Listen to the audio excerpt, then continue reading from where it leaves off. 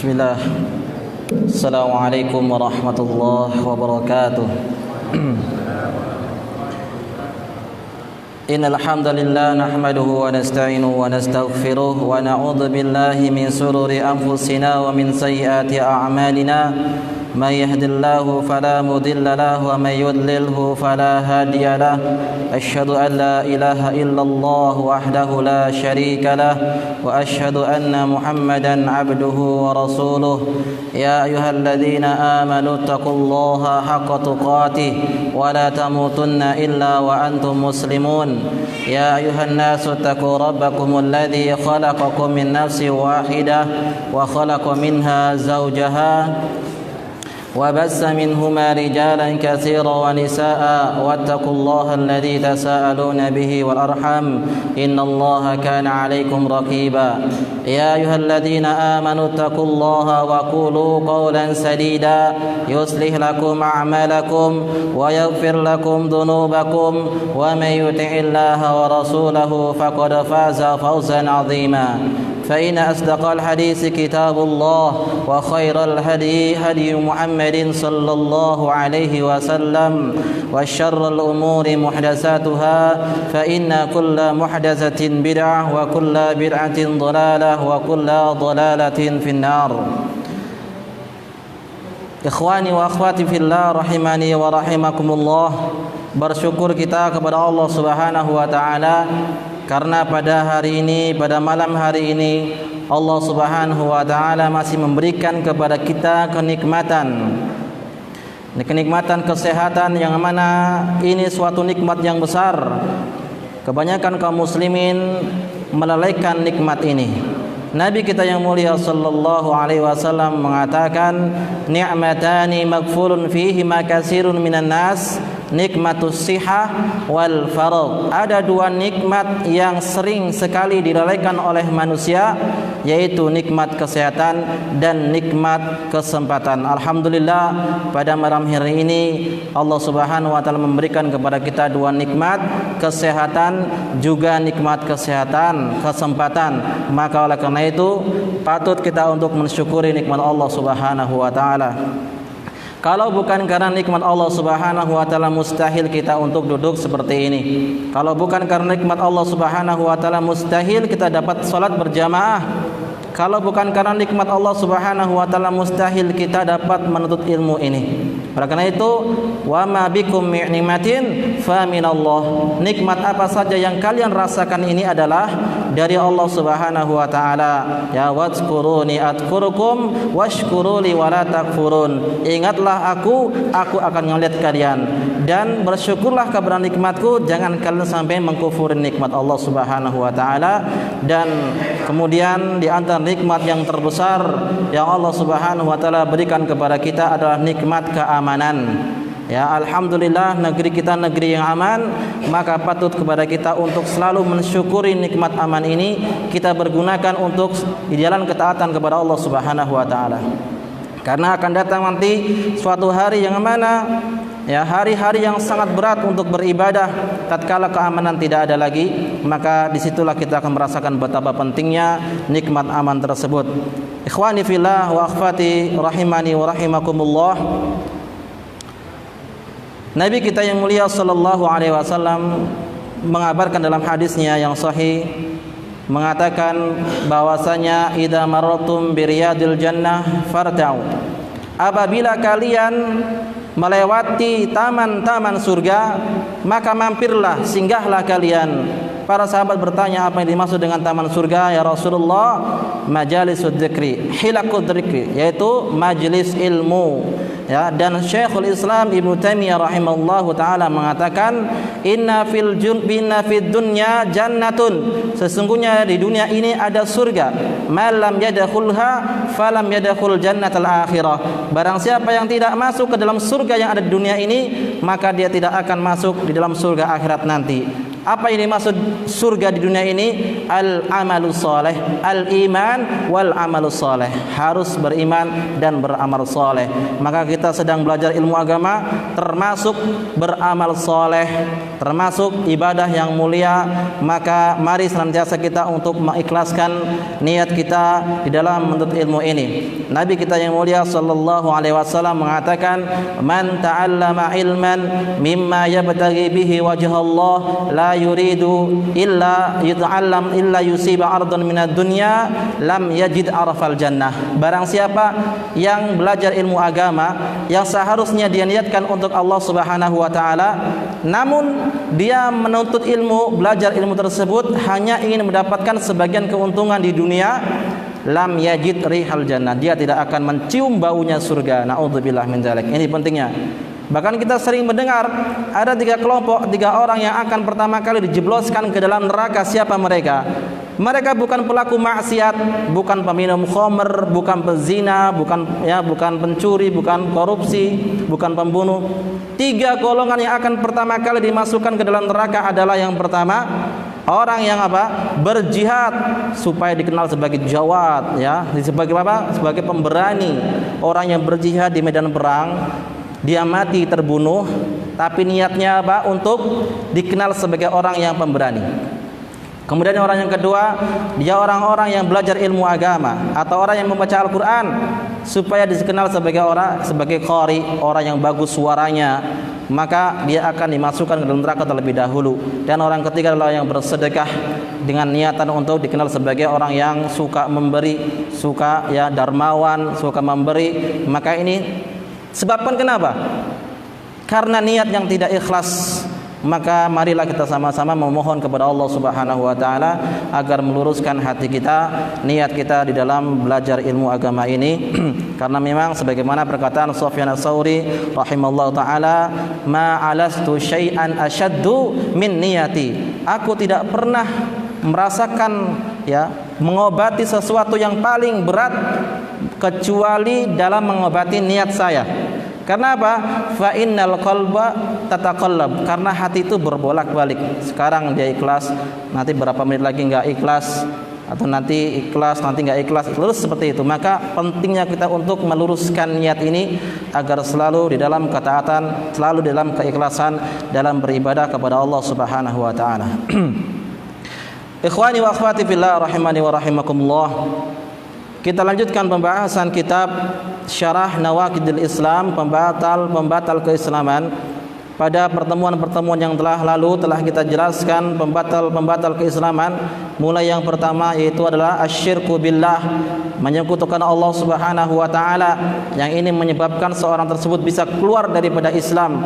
Bahkan Nabi kita yang mulia sallallahu alaihi wasallam, Allah mengibaratkan dalam Al-Qur'an bahwa kalau dia berbuat kesyirikan niscaya akan hangus amal ibadahnya. Allah Subhanahu wa taala mengatakan, la in asyrakta la yahbatanna amaluka. Kalau engkau berbuat syirik wahai Muhammad, maka akan batal seluruh amal ibadahmu. Ya, maka ini perlu kayak seperti ini jadikan sebagai acuan kita dalam beribadah. Ya, harus menghindari segala kesyirikan yang besar ataupun yang kecil. Kemudian pembatal Islam yang kedua adalah at-tawassul bil amwat, yaitu meminta pertolongan kepada orang-orang yang telah meninggal dunia. Bukankah pembahasan yang pertama dan kedua itu mirip? Iya, betul.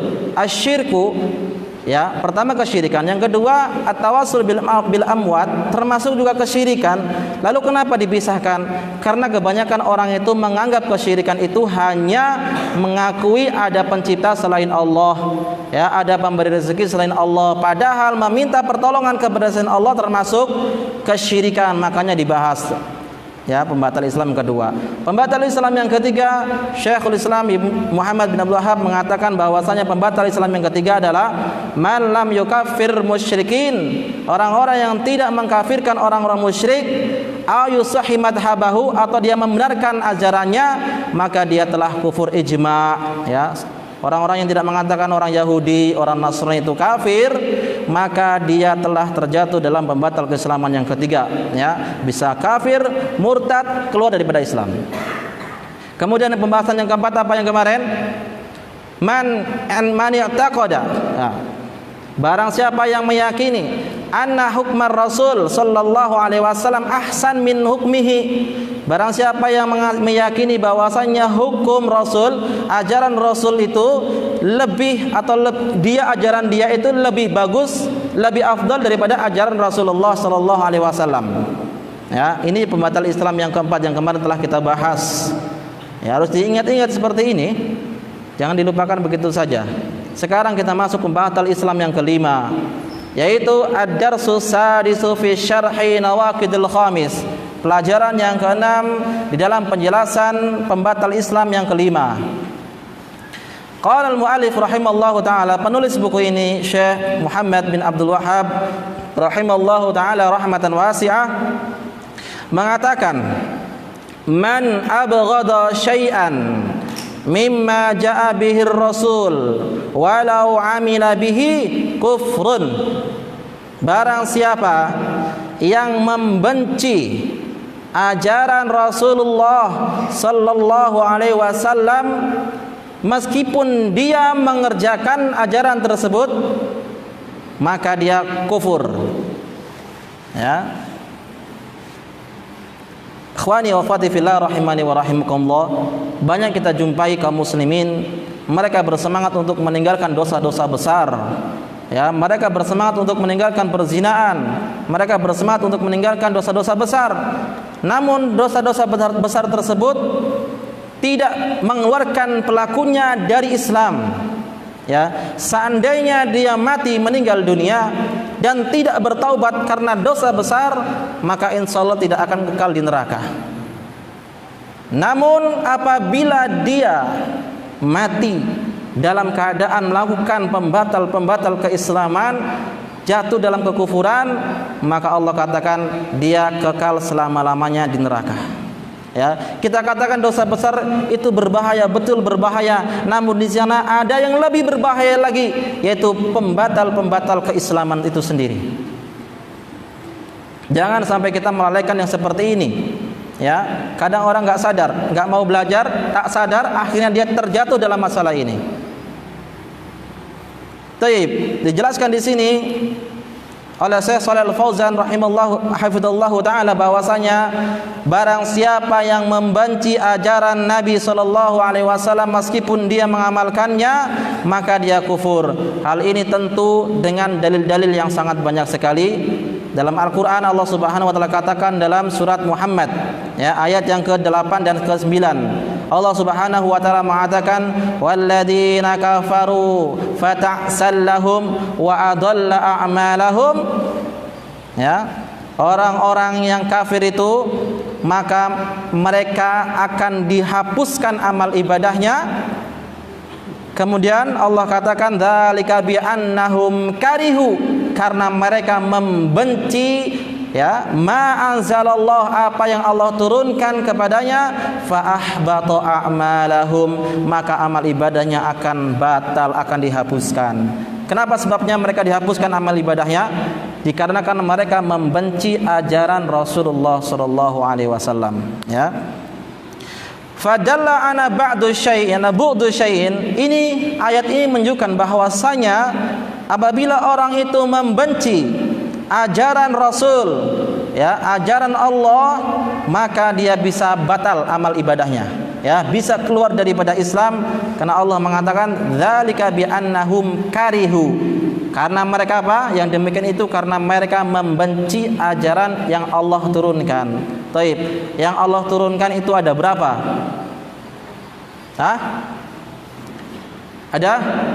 Ada dua. Yang pertama yang Allah turunkan itu adalah Al-Quran itu sendiri Allah turunkan. Ya, banyak ayat Tuhan yang menjelaskan bahwasanya Allah sendiri yang menurunkan Al-Quran. Al-Quran itu wahyu Allah Subhanahu wa taala yang Allah turunkan, dan itu wahyu termasuk juga sumber Islam yang pertama. Kemudian yang kedua, Allah Subhanahu wa taala turunkan apa? Sunnah, hadis Nabi sallallahu alaihi wasallam, ini juga yang Allah turunkan. Ya, Allah mengatakan dalam surat Thaha, wa ma yantiqu 'anil hawa, dalam surat An-Najm, wa ma yantiqu 'anil hawa in huwa illa wahyun yuha.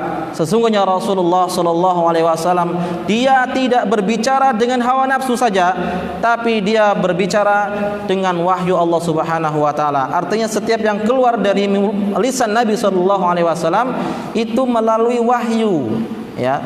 Tidak seperti kita ucapannya banyak sekali gitu ya, tapi kosong dari ilmu.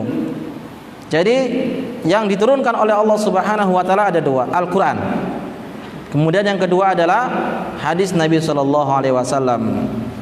Lalu bagaimana kewajiban kita untuk yang kedua ini? Jelas setiap orang harus mengikuti Al-Qur'an.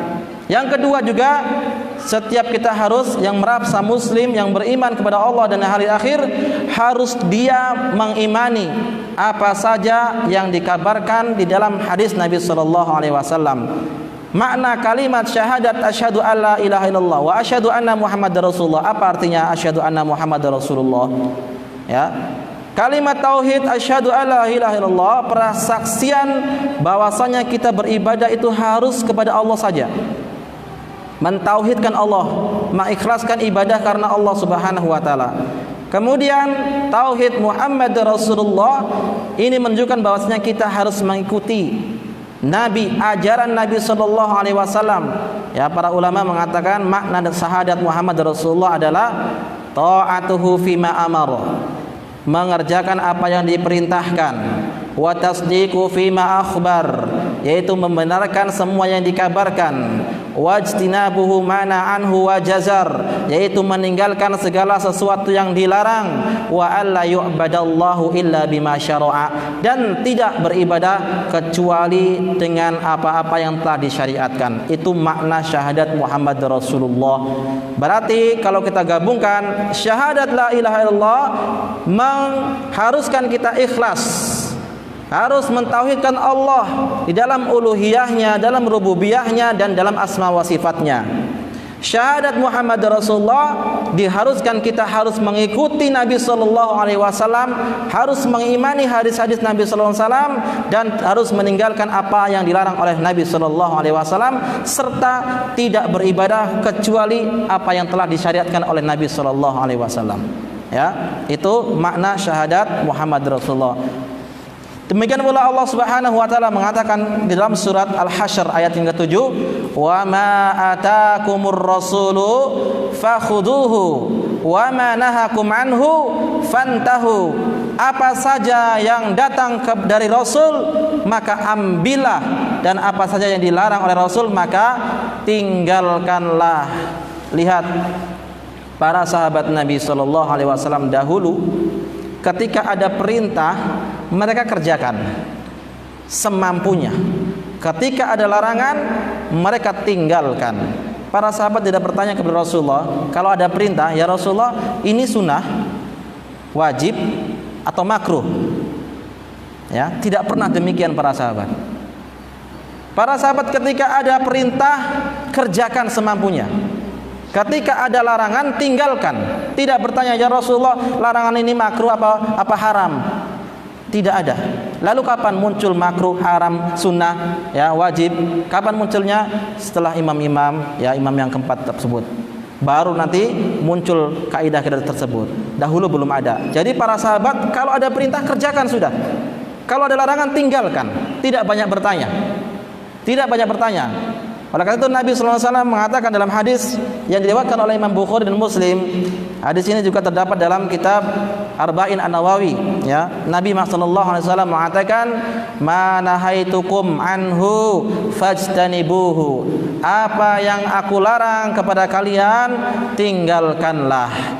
Wa ma amartukum bihi fa'tu minhum mastata'tum. Dan apa yang aku perintah kepada kalian kerjakanlah semampu kalian. Ya.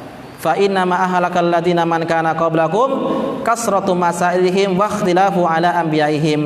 Karena orang-orang ya yang dahulu dihancurkan oleh Allah Subhanahu wa taala disebabkan karena banyaknya pertanyaan mereka kepada rasulnya, kepada nabinya, dan banyaknya perselisihan mereka kepada nabi-nabi mereka. Jadi ada perintah kerjakan. ada larangan, tinggalkan. Jangan banyak bertanya. Ini sunnah, ini makruh. Ya. Ini hanya untuk memudahkan kita saja. Taib. Kemudian, fa mahabbatullah azza wa jal wa mahabbatu ma anzalallah a'dhamu anwa'il ibadah. Mencintai Allah Subhanahu wa taala, mencintai apa yang Allah turunkan termasuk dari ibadah yang sangat mulia, yang sangat besar, yang sangat agung. Ya, mencintai Allah dan mencintai apa yang Allah turunkan termasuk ibadah yang sangat besar. Ya. Summa mahabbatur Rasul sallallahu alaihi wasallam wa mahabbatus sunnatihi, ya. Demikian pula mencintai Rasul dan mencintai sunnahnya juga termasuk ibadah yang paling besar. Dan seorang tidak dikatakan bahwa dia mencintai Allah kalau dia tidak mau mengerjakan perintah Rasul sallallahu alaihi wasallam. Ya, seorang tidak dikatakan dia mencintai Allah kalau dia melanggar perintah Rasul.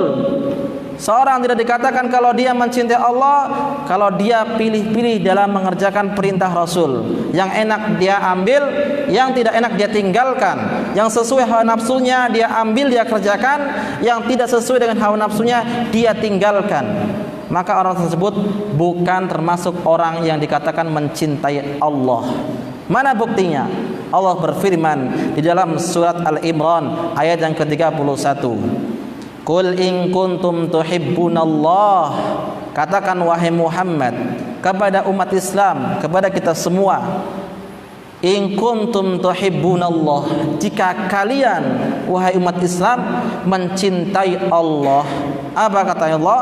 Fattabi'uni, ikutilah aku, ikutilah Rasul, ikutilah Nabi kita yang mulia sallallahu alaihi wasallam, baru Allah Subhanahu wa taala akan mencintainya. Yuhibbukumullah, Allah akan mencintainya. Wa yaghfir lakum dzunubakum, baru Allah akan mengampuni dosa-dosanya. Jadi belum dikatakan kalau dia mengaku cinta kepada Allah tapi dia banyak melanggar perintah Allah dan Rasulnya. Ya. Bahkan mencintai Allah Subhanahu wa taala termasuk ibadah yang sangat besar. Permasalahannya adalah sebagaimana dikatakan oleh Al-Imam Ibnu Katsir rahimahullahu taala, laisa sya'nu an tuhibba bali sya'nu an tuhabba. Permasalahannya bukan bagaimana engkau itu mencintai, tapi bagaimanakah engkau itu dicintai. Ya, setiap orang mengaku cinta kepada Allah Subhanahu wa taala.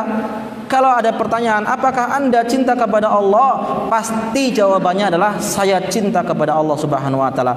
Laki-laki, perempuan, besar, kecil, tua, muda, kalau dikatakan apakah Anda cinta kepada Allah? Jawabannya pasti satu, cinta kepada Allah. Tapi ya laisa sya'nu an tuhibba bali sya'nu an tuhabba. Permasalahannya adalah bukan bagaimana engkau mencintai, tapi apakah cintamu itu terbalas oleh Allah Subhanahu wa taala. Kalau kita mencintai istri kita, kemudian istri kita mencintai kita, betapa bahagianya kita. Kita mencintai anak kita, kemudian anak kita pun mencintai kita juga, betapa bahagianya. Ya, kita mencintai makhluk lalu dibalas dengan cinta yang sama, itu merupakan kebahagiaan buat kita sendiri. Lalu bagaimana kalau kita mencintai Allah sang pencipta makhluk?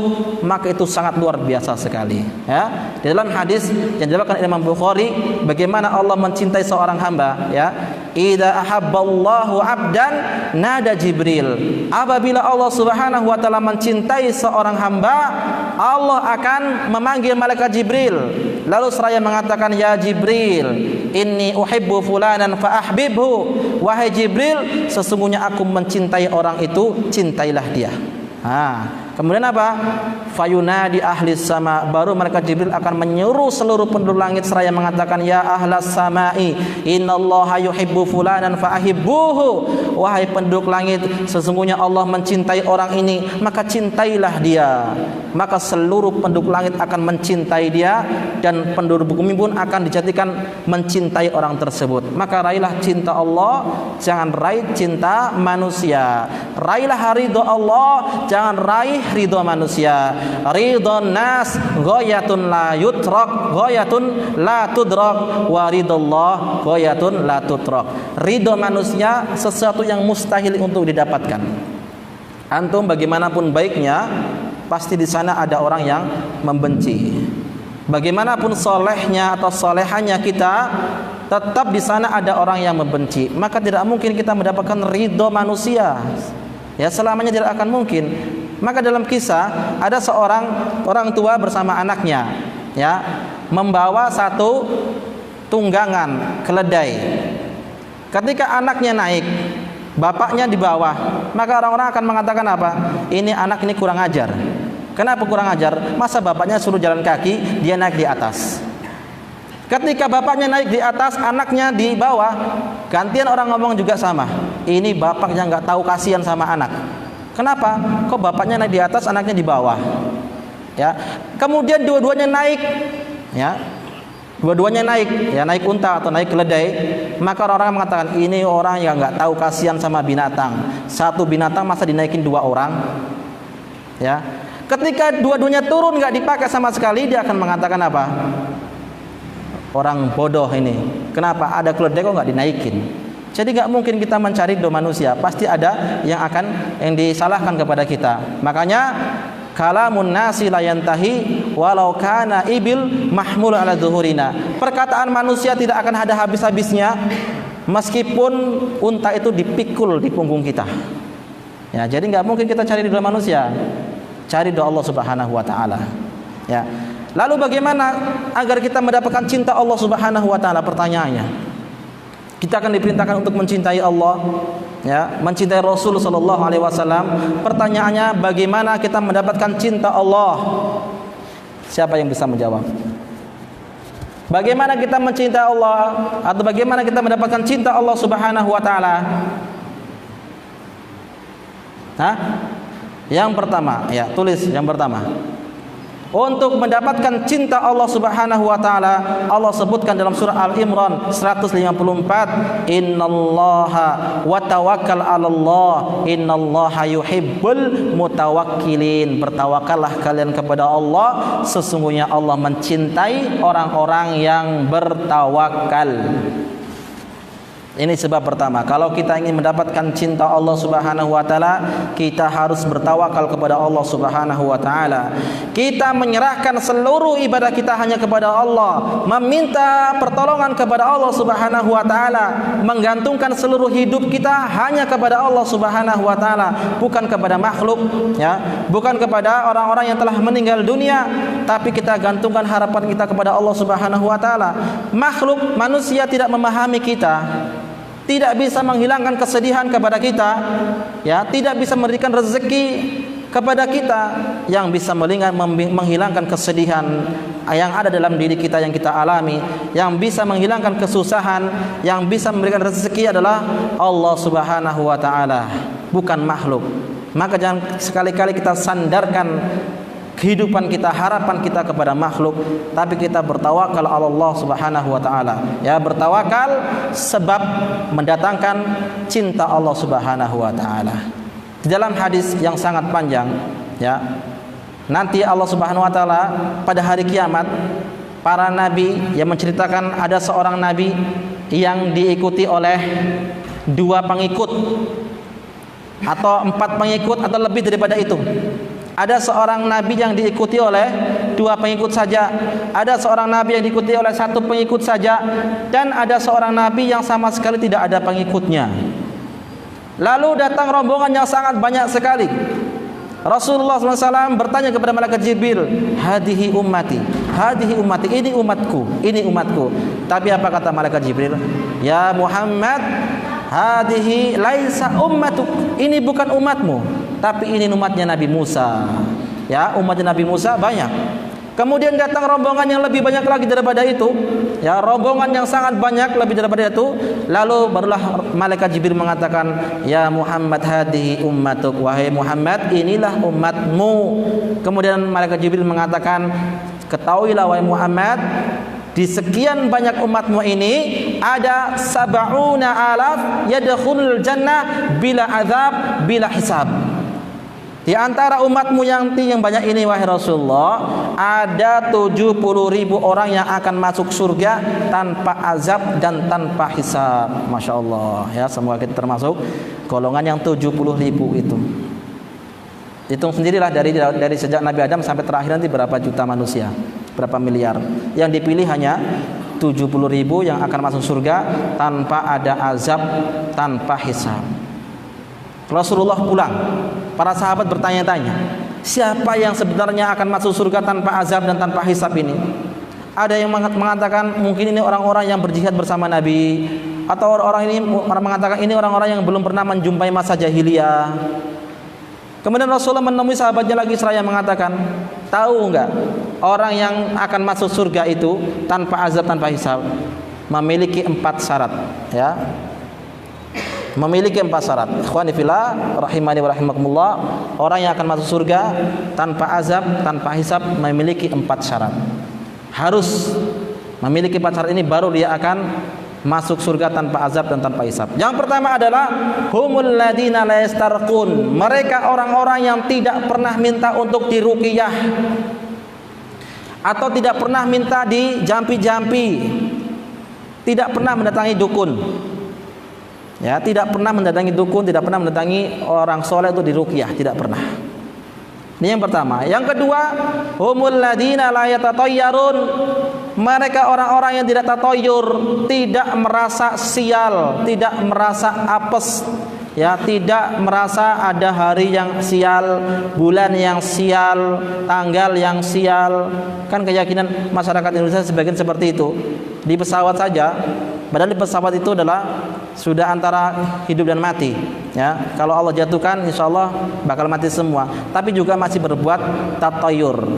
Kalau kita naik pesawat itu tidak ada nomor 13 ya, atau nomor 14, 15, langsung nomor 16 atau nomor 15. 13-nya tidak ada. Masuk ke hotel yang tingkat tinggi juga sama demikian, nomor 13-nya tidak ada. Padahal hitung-hitungan dari 1, 2, 3, 4, 5 setelah 12 apa? Hah? Anak TK pun tahu ya, setelah 12 pasti 13. Ini arsitekturnya malah tidak tahu angka 13. Atau orang yang merasa sial dengan hari, dia tidak akan pergi kepada pergian bersafar kalau pada hari ini, hari Sabtu misalnya, atau hari Selasa, tidak mau pergi karena dia merasa sial pada hari itu. Ini hari kesialan. Ini tidak boleh dalam Islam seperti ini. Semua hari baik, semua bulan baik, semua angka pun baik. Ya, tidak ada kesialan. Ini syarat yang kedua, layak tatoyarun. Yang ketiga, layak tawun. Mereka orang-orang yang tidak pernah berobat dengan besi panas. Ya, besi panas, kai, dengan cara kai. Luka, akhirnya dengan besi yang panas ditempelkan ke lukanya untuk menyembuhkan luka tersebut. Maka ini bukan termasuk orang-orang yang akan mendapatkan surga tanpa azab dan tanpa hisab. Kemudian yang keempat ini, sebenarnya yang keempat ini inti yang pertama, yang kedua, yang ketiga, yang keempat ini intinya apa? Wa 'alallahi yatawakkalun. Hanya kepada Allah mereka bertawakal. Ya, hanya kepada Allah mereka bertawakal. Yang pertama, mereka tidak minta diruqyah. Aslinya tawakal kepada Allah Subhanahu wa taala. Dia ruqyah sendiri, dia berobat sendiri, meminta pertolongan kepada Allah. Kemudian mereka la yatatayyarun, tidak merasa sial. Mereka menggantungkan kesialan ya kepada Allah alaihi wasallam dan tidak menyelisihnya. Selalu membenarkan apa yang dikabarkan, selalu mengerjakan apa yang diperintahkan, meninggalkan apa yang dilarang, dan tidak beribadah kecuali apa yang telah disyariatkan oleh Rasulullah sallallahu alaihi wasallam. Allah katakan tadi dalam surat Al-Imran ayat 31, "Qul in kuntum tuhibbunallah fattabi'uni yuhibbukumullah." Katakanlah wahai Muhammad kepada umatmu, umat manusia, umat Islam, jika kalian mencintai Allah, maka ikutilah Rasul sallallahu alaihi wasallam, baru Allah akan mencintainya, ya, Allah akan mengampuni dosa-dosanya. Ini yang kedua, harus mengikuti Nabi sallallahu alaihi wasallam. Apa yang datang dari Nabi sallallahu alaihi wasallam kerjakan, apa yang dilarang maka tinggalkan. Sudah, jangan banyak pertanyaan. Ya, enggak perlu banyak pertanyaan, sudah kerjakan. Nah, kalau kita bisa sanggup kerjakan, kalau tidak sanggup, la yukallifullahu nafsan illa wus'aha. Allah tidak akan membebani kecuali dengan kesanggupan yang dia usahakan. tidak akan membebani di luar kemampuannya. Ya, fattaqullaha mastata'tum, bertakwalah kepada Allah semampu kalian. Jadi bertakwa kepada Allah semampu kalian bukan meninggalkan, ya. Bukan mentang-mentang bertakwa semampu pura-pura tidak mampu. Sedikit-sedikit tidak mampu. Ya, tidak boleh seperti itu. Dia berusaha untuk mengerjakannya. Kalau sudah tidak mampu baru tinggalkan. Ya. Nah, itu yang ketiga, yang kedua, syarat mendapatkan cinta Allah. Yang ketiga, untuk mendapatkan cinta Allah Subhanahu wa taala adalah banyak-banyak istighfar. Ya, banyak-banyak istighfar. Kenapa kok kita jarang istighfar? Hah? Kenapa kita jarang istighfar? Karena kita merasa manusia tidak berdosa. Jadi lupa dengan dosa kita sehingga kita malas untuk istighfar. Padahal adakah manusia yang tidak berdosa? Tidak, manusia pasti akan berdosa, ya. Dan manusia itu pasti berdosa. Karena Nabi SAW mengatakan apa? Kullu bani Adam khatta'un. Setiap anak manusia ya pasti dia melakukan dosa, melakukan kesalahan. Pagi dia berdosa, siang dia berdosa, malam dia berdosa, terus. Maka apa? Wa khairul khatta'ina tawwabun. Sebaik-baik orang yang melakukan kesalahan adalah dia orang-orang yang mau bertobat kepada Allah Subhanahu wa taala. Bertobat kepada Allah, maka niscaya Allah akan mencintai orang tersebut. Ya. Perintah Allah, perintah Nabi sallallahu alaihi wasallam. Nabi yang mulia sallallahu alaihi wasallam meskipun dosa-dosanya telah diampuni, Nabi minta ampun kepada Allah Subhanahu wa taala. Ya ayuhan nas tubu ilallahi wastaghfiru. Wahai manusia, bertobatlah kalian kepada Allah dan minta ampun atas dosa-dosa kalian, ya. Kemudian apa? Fa inni atubu ilallahi wastaghfiru fi kulli yaumin mi'ata marrah. Sesungguhnya aku bertaubat kepada Allah dan meminta ampun atas dosa-dosaku kepada Allah dalam sehari 100 kali. Kita udah berapa kali dalam hari ini? Introspeksi diri kita. Ya, Nabi SAW berbanyak istighfar. Padahal sudah dijamin masuk surga. Yang pertama kali akan membuka pintu surga. Yang dijamin dosa-dosa telah diampuni yang telah lalu ataupun akan datang. Tapi juga masih banyak istighfar. Ya, masih banyak istighfar. Taib. Itu adalah yang ketiga. Jadi syarat kita untuk mendapatkan cinta Allah Subhanahu wa taala harus bertawakal kepada Allah. Kemudian yang kedua, kita harus ittiba'us sunnah, mengikuti ajaran Nabi sallallahu alaihi wasallam. Yang ketiga, kita berbanyak istighfar, ya. Innallaha yuhibbut tawwabin wa yuhibbul mutatahhirin. Sesungguhnya Allah itu mencintai orang yang bertaubat dan mencintai orang yang suka bersuci. Di sinilah ya syahidnya, pendalilannya bahwasanya Allah akan mencintai orang-orang yang bertaubat, ya, banyak bertaubat, baru Allah akan mencintai kita. Taib. Maka fal wajib al muslim an yuhibbu ma jaa'a anillah minal Qur'an. Kewajiban seorang muslim harus mencintai apa yang diturunkan dari Al-Qur'an. Demikian pula apa yang dibawa oleh Rasul sallallahu alaihi wasallam. Kewajiban seorang muslim harus mencintai, tidak boleh kita membenci, ya. Tidak boleh kita membenci. Ada orang yang membenci dengan jenggot. Naudzubillah min dzalik. Ya. Orang yang berjenggot dikatakan sebagai orang yang goblok, semakin panjang jenggotnya semakin goblok. Naudzubillah min dzalik. Ini menghina ajaran Islam. Bisa keluar daripada Islam, bisa murtad, bisa kafir dia. Nah, padahal Nabi SAW dalam hadisnya sangat banyak sekali menceritakan bagaimana perintah untuk memanjangkan jenggot, memelihara jenggot dan memotong kumis. Ya, hadisnya sangat banyak. Kita bacakan hadis yang pertama. Di dalam hadis yang diriwayatkan oleh Imam Muslim dari Abdullah ibnu Umar. Siapa Abdullah ibnu Umar? Anaknya Umar bin Khattab radhiyallahu taala anhuma. Dia mengatakan Nabi sallallahu alaihi wasallam bersabda, "Akhfus syawarib." Potonglah kumis, wa'ful liha, dan peliharalah jenggot. Di dalam usul fikih, kalau kata-kata perintah al-amru yadullu 'alal wujub wan nahyu yadullu 'ala tahrim. Ya, perintah itu menunjukkan akan kewajiban dan larangan itu menunjukkan akan keharaman. Fa insyaallah kita akan lanjutkan ba'da salatul isya bi idznillah taala. Wa sallallahu ala nabiyina Muhammadin wa ala alihi washabihi ajmain.